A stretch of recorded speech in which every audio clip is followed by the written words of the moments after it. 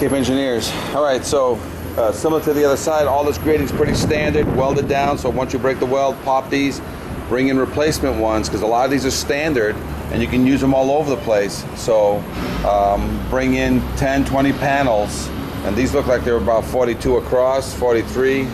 And again, you get an order of steel here, just cut it, drop it, probably galvanized already, so you don't have to worry about painting. Drop it, use it, and then at the very end, they're the last ones that come back to us to be utilized in other situations. So same as everything else, you got bolting, every bolt comes out, clean every connection. A lot of these, the bottoms are always popped right now.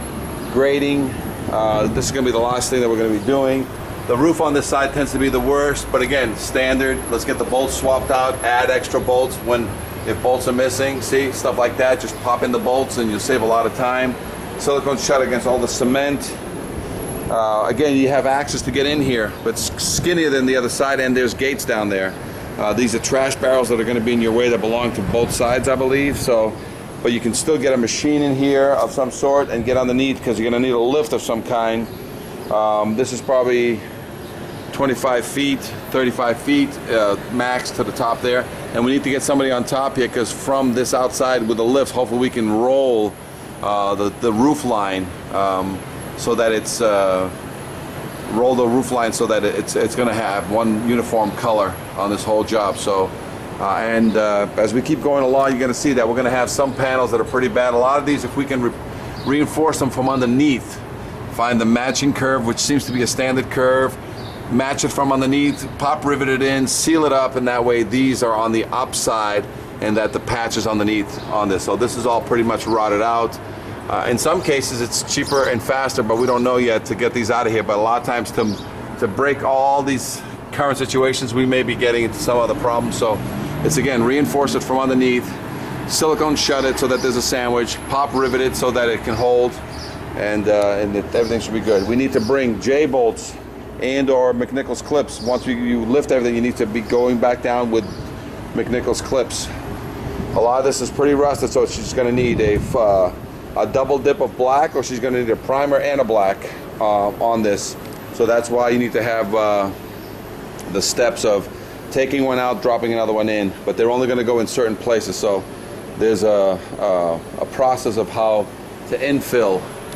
So you're definitely going to need 10 to 20 panels, depending on how fast your painting is going along.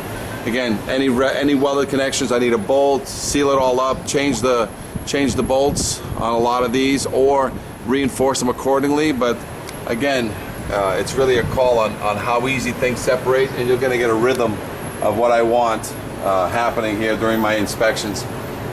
Seal everything against the building, so it's starting to get the same. Okay, see all the rotted areas. So a lot of the stuff you can get access to it with, because I'm 6 feet tall and I can already touch the top. See, so it's pretty low. That's probably sitting at 8 feet tall max.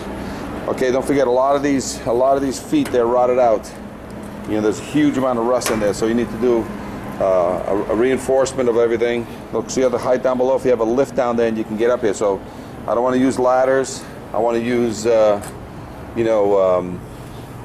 lifts, or if we have a scaffolding scheme that they can come here and scaffold off this major structural, or if we want to create special brackets off of these that go down, then allow us to put planking underneath, that might be another way. And as you lift gratings, you basically work lift the grading, because a lot of these supports are able to be utilized as structural.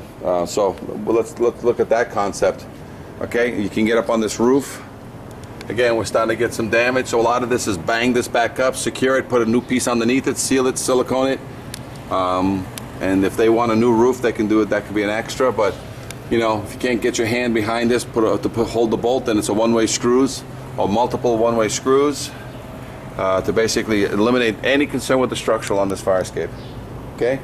Plenty of access, plenty of ability to be back here quietly, and as I said before, our main staging area is back in the back of the building, but our temporary staging area can be down below if you're using the lift of any kind. All right, any questions, fire escape engineers? Inspect the summary video. We're now going to do the last piece.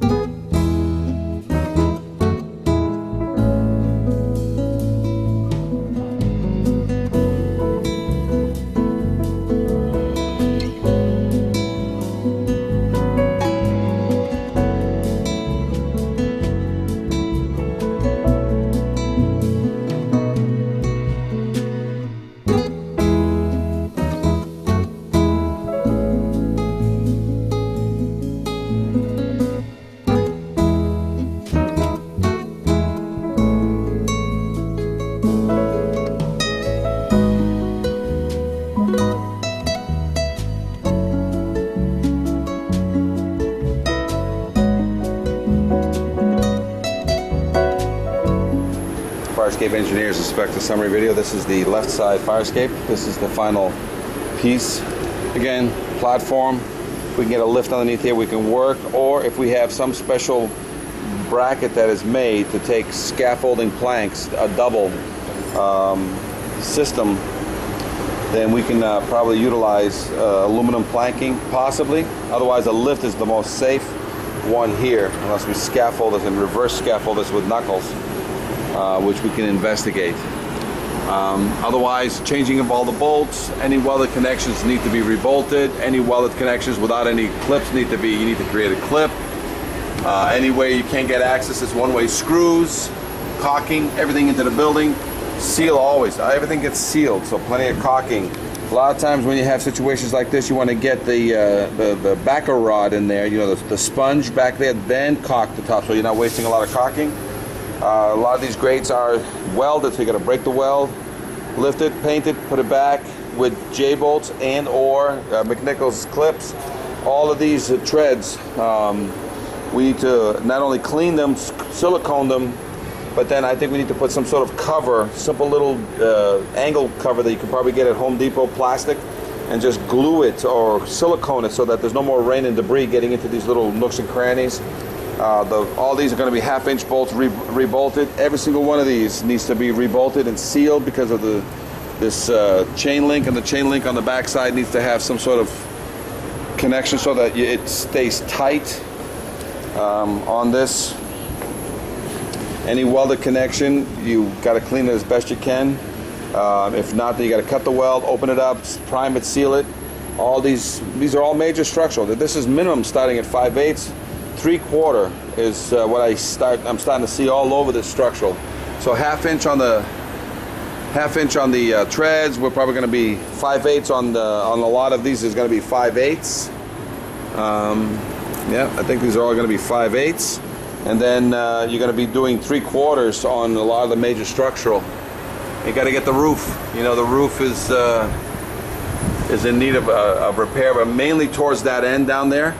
The rest of it looks pretty good here. So a lot of this is just, you know, getting in here, setting up quietly down below, setting up in the back, so that you can get access. You can have men down below, men up above, and it's really a height issue. And I think it's, you know, as much as we can do from above safely, and then as much as somebody can do from below, dealing with just the painting, because there's quite a bit of work just on the above side that a single crew down below will just keep up with all the structural down below and the painting of the brackets, because everything else will be done by the crew up above. Okay? Any questions, Fire Escape Engineers? Inspect the summary video, 866-649-0333.